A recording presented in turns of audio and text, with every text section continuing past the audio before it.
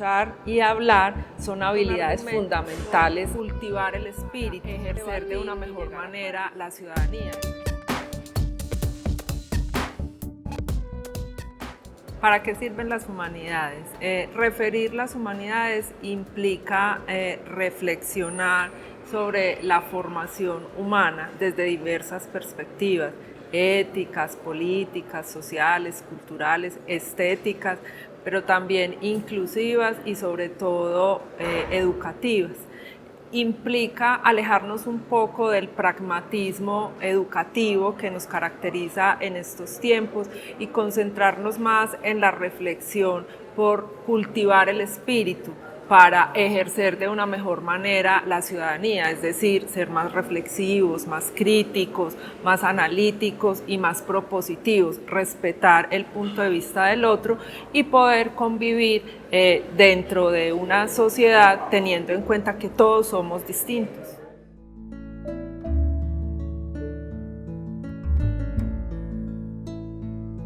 ¿Cuáles son las tensiones y las posibilidades de la formación a maestros en el contexto de la virtualidad?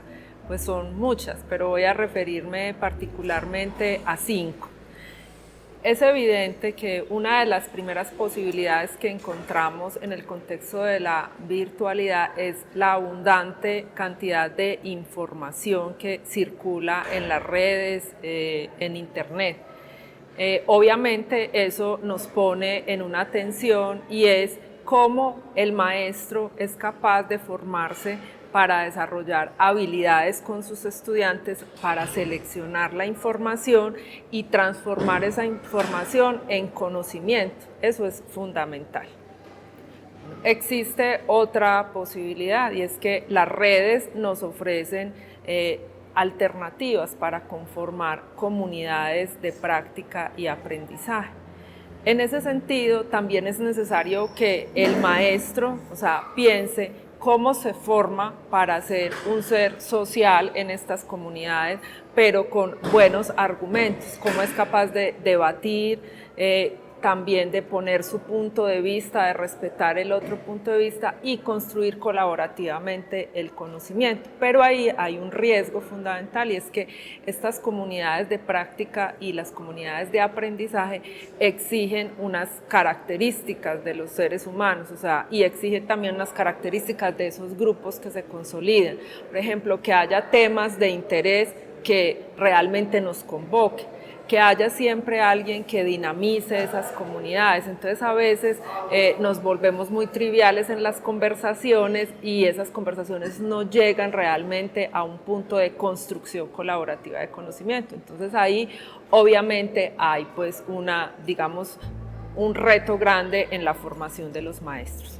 Una tercera posibilidad es la gran cantidad de materiales educativos que encontramos, materiales, auténticos, es decir, una serie de recursos que obviamente no han sido construidos para la educación, pero que pueden aprovecharse para la educación, y otra serie de materiales que en efecto se construyen con ese propósito. Pero hay un riesgo muy grande y es que generalmente los maestros nos volvemos consumidores de ese material y de esos recursos en lugar de asumir un rol de prosumidores, es decir, una actitud que nos permita valorar lo positivo de estos materiales, pero también ser capaces de construir materiales educativos que respondan a las necesidades de las poblaciones. Y eso es muy importante en la formación de maestros, es decir, aprovechar todo el potencial que tiene un maestro para compartir el conocimiento y ayudar a que eso se construya de manera colaborativa.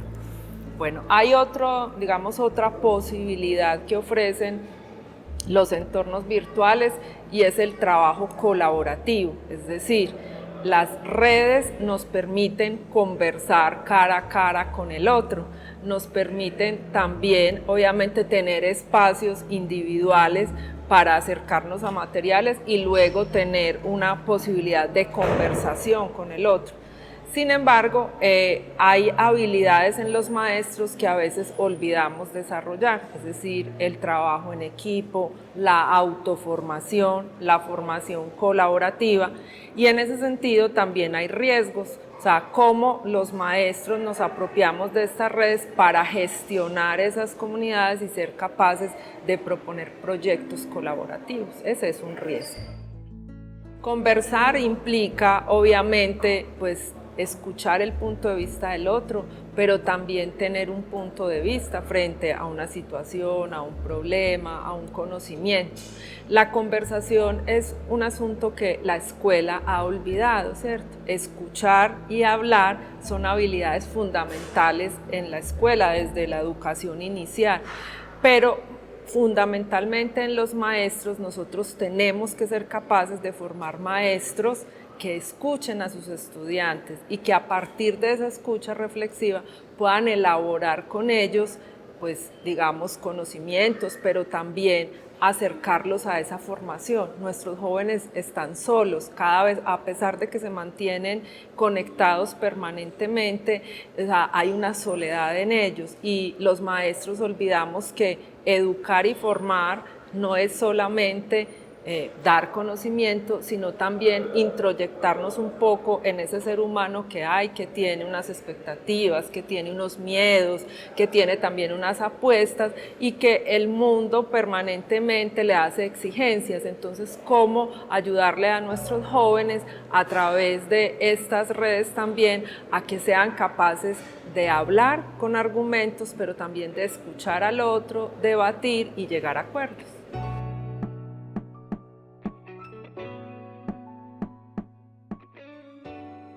¿Qué elementos considero yo fundamentales en el proceso de formación a maestros en el contexto de la virtualidad? Pues igual yo creería que hay muchos elementos que hay que considerar. Sin embargo, pues uno prioriza algunos asuntos. Primero, es necesario tener en cuenta que la educación virtual no es un proceso deshumanizante, ¿cierto? Lo primero, que tiene que ver con el ser humano y que detrás de una pantalla hay un profesor y un estudiante que deben construir unas relaciones académicas, pedagógicas, didácticas, que están obviamente nutridas por lo que es cada uno de esos seres humanos, como profesor y como estudiante. Entonces, siempre debemos pensar que la educación virtual es una relación de interacción entre seres humanos. Eso es fundamental. En ese sentido, también es importante pensar cuáles son las apuestas, es decir, cuál es el perfil que yo quiero desarrollar en esos estudiantes, en este caso la formación a maestro. Entonces tengo que priorizar cuáles son esas habilidades pedagógicas y didácticas que deben desarrollar nuestros maestros y en consecuencia pues construir actividades desde la virtualidad que permitan a esos maestros acceder a esas habilidades. Hay otro asunto importante y es que ese proceso formativo no puede ser en solitario, ¿cierto? O sea, hay un asunto de la virtualidad que siempre nos remite a las preocupaciones y de pronto no garantiza la permanencia de los estudiantes y es la soledad de los estudiantes. Entonces hay un aspecto fundamental que es la tutoría, la dinamización, el acompañamiento, que es un elemento que no podemos desaprovechar, es decir, que el estudiante siempre tenga la posibilidad de recurrir a alguien, a otro, para poder conversar.